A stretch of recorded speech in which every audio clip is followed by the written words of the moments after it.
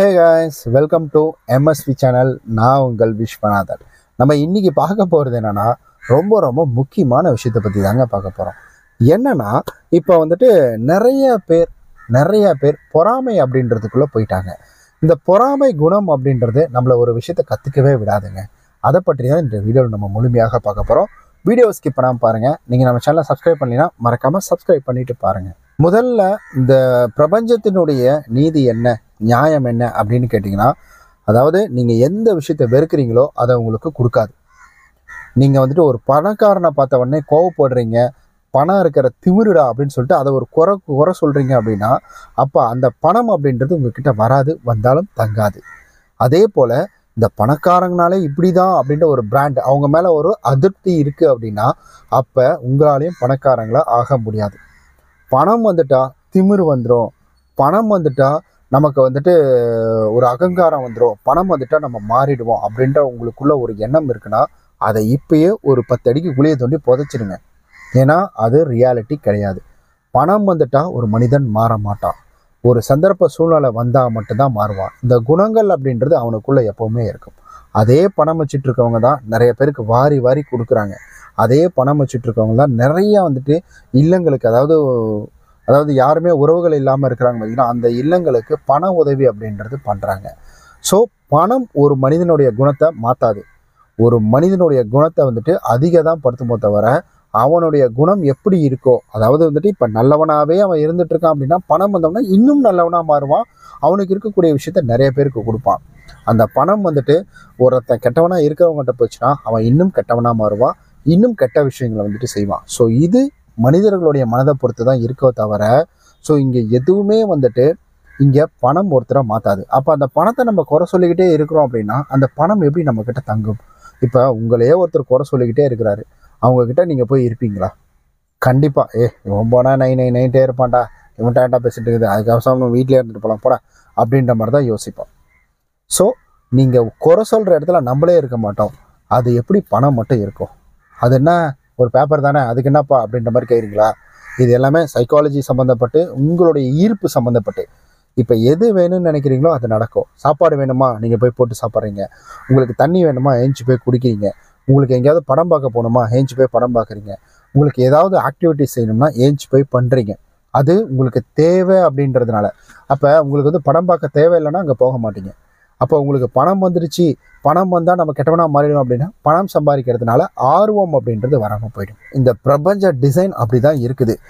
இந்த பிரபஞ்சத்தினுடைய டிசைன் என்னென்னா, நீங்கள் என்ன எதிர்பார்க்குறீங்களோ அதை விடாப்புடியாக கேட்குறீங்களோ, அட்டம் பிடிக்கிறீங்களோ, அது உங்களுக்கு அப்படியே கிடைக்கும்.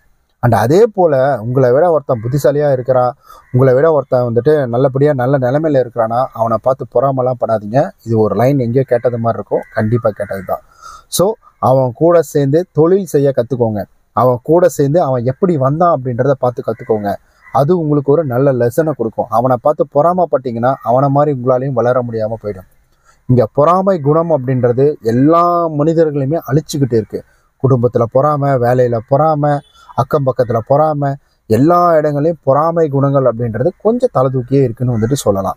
ஸோ இந்த பொறாமை குணங்கள் அப்படின்றது உங்களை அடுத்த கட்டத்துக்கு நகர விடாது. ஒரு கார் வச்சுருக்கிறான், இவனுக்கு என்னடா கார் வச்சுட்டு சீனு போடுறாங்க, அவ்வளோதான் முடிஞ்சு போச்சு. நீங்கள் கடைசி வரைக்கும் கார் வாங்கவே மாட்டீங்க. பைக் வச்சுருக்கிறான், புது பைக்கை வாரா சீனாக போடுறான் அப்படின்னு கடைசி வரைக்கும் உங்களால் பைக் வாங்கவே முடியாது. இது நிதர்சனமான ஒரு உண்மை. எதுக்கு அதெல்லாம் வாங்கிட்டோம் அப்படின்ற ஒரு எண்ணம். நம்ம வாழ்கிறோம் அப்படின்னா அடுத்தவனை குறை சொல்கிறதுக்காக இல்லை, நம்ம குறையே இல்லாமல் வாழ்கிறதுக்காக தான்.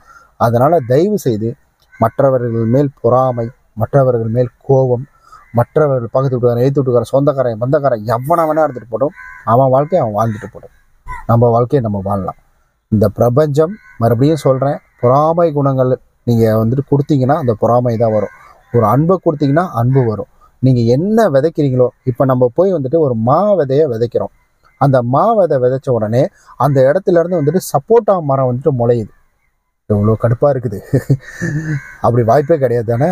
அதுதான் நீங்கள் என்ன விதைக்கிறீங்களோ, மாமரம் விதைச்சிங்கன்னா அங்கே மாமரம் தான் வரும். நீங்கள் நல்லதை விதைச்சிங்க, நல்ல விஷயங்களை சொல்லி கொடுத்தீங்க, நல்லதை பரப்புறீங்க, அன்பை ஸ்ப்ரெட் பண்ணுறீங்க அப்படின்னா, பாசிட்டிவிட்டியை ஸ்ப்ரெட் பண்ணுறீங்க அப்படின்னா, அப்போ கண்டிப்பாக அதே பாசிட்டிவிட்டி உங்களுக்கு வரும். அப்போ நெகட்டிவிட்டியை நீங்கள் கொடுக்குறீங்கன்னா அந்த இடத்துல கண்டிப்பாக நெகட்டிவிட்டி தான் உங்களுக்கு வரும். உங்களை சுற்றி இருக்கிறவங்களும் அந்த நெகட்டிவ் பர்சனாக தான் இருப்பாங்க. உங்களுடைய சிந்தனைக்கு தகுந்த மாதிரி தான். இப்போ நல்லா யோசிச்சு பாருங்களேன், உங்களை சுற்றி வந்துட்டு உங்களுடைய ஃப்ரெண்ட்ஸ் எத்தனை பேர் இருக்கிறாங்க, அந்த ஃப்ரெண்ட்ஸ் எத்தனை பேரும் உங்களுடைய வந்துட்டு ஒரு சில வந்துட்டு விஷயங்களுக்கு ஒத்து போகிறவங்கள தான் நீங்கள் கூட வச்சுருப்பீங்க. உங்களுக்கு மேலே ஒரு சில விஷயங்கள் வந்துட்டு பண்ணுறவங்கள நீங்கள் கிட்ட சேர்த்துக்கவே மாட்டீங்க. வேறு வேலை இல்லை அப்படின்ற மாதிரி ஒதுக்கிட்டு தான் போவீங்க. அதனால தான் சொல்கிறேன், நல்ல எண்ணம் சிந்தனைகள் இருந்துச்சுன்னா நம்ம கூட சேர்றவங்களும் அதே மாதிரி தான் இருப்பாங்க. எனக்கெல்லாம் பார்த்தீங்கன்னா ஒரு ஃப்ரெண்டும் கிடையாது. ஃப்ரெண்டும் கூட தான் முன்னெல்லாம் சுற்றிட்டு இருந்தேன். ஒரு 10 வருஷமாக ஒரு ஃப்ரெண்டும் கிடையாது எனக்கெல்லாம். ஃபேமிலி கூட இருப்பேன். ஏன்னா எனக்கு தெரியும், எனக்கு ஒன்றுனா நாளைக்கு என் ஃபேமிலி வரும், என்னுடைய வந்து சொந்தக்காரங்க வருவாங்க அப்படின்றது எனக்கு தெரியும். ஃப்ரெண்ட்ஸும் வருவாங்க, அது எல்லாருக்குமே வந்துட்டு 100% அப்படின்றது அமைஞ்சிடாது இல்லை. மற்றபடி பார்த்தீங்கன்னா எனக்கு எக்ஸ்ட்ரா சொந்தம் ஒரு விசேஷம்லாம் போவேன், உடம்பு சரியாக போய் பார்த்துட்டு வருவேன். ஸோ என்னால் முடிஞ்சது அந்த இடத்துல நான் கொடுத்துட்டு வருவேன், அவ்வளவுதான். ஸோ இதுதான் வந்துட்டு ஒரு குட் ரிலேஷன்ஷிப்கான வந்துட்டு நல்ல ஒரு இது. அதாவது போகிறோம்னா ரொம்ப வந்துட்டு போயிட்டு இது பண்ணிட்டு இருக்கக்கூடாது, அதே போல் வந்துட்டு போகணும்னா சுத்தமாக அவாய்ட் பண்ணிட்டு வரக்கூடாது. ஸோ இதுதான் ஃபேமிலி. விட்டு கொடுத்து போகிறது, அட்ஜஸ்ட் பண்ணி போகிறது தான் குடும்பம். ஸோ நம்ம வந்துட்டு என்னதான் இருந்தாலும் மற்றவங்க தான். இது நான் வந்துட்டு புரிஞ்சுக்கிட்டேன். எல்லாத்தையும் சொல்லலை, ஒரு சிலர் அப்படி இருப்பாங்க. அதனால் தயவு செஞ்சு யார் மேலேயும் பொறாமப்படாதீங்க, யார் மேலேயும் கோவப்படாதீங்க. இந்த பிரபஞ்சம் நீங்கள் கொடுக்குறத அப்படியே கேட்குறத அப்படியே வந்துட்டு கொடுக்கும், நீங்கள் செய்கிற விஷயங்களை அப்படியே உங்களுக்கும் செய்யும். ஓகே நண்பர்களே, இதை தான் உங்கள்கிட்ட பகிர்ந்துக்கணும்னு ஆசைப்பட்டேன். கண்டிப்பாக இந்த வீடியோ உங்களுக்கு இன்ஃபர்மேட்டிவாகவும் யூஸ்ஃபுல்லாகவும் இருக்கும் அப்படின்னு நம்புகிறேன். நம்ம நாளைக்கு இது போல் நல்ல ஒரு சூப்பரான வீடியோவில் சந்திக்கலாம். பாய்.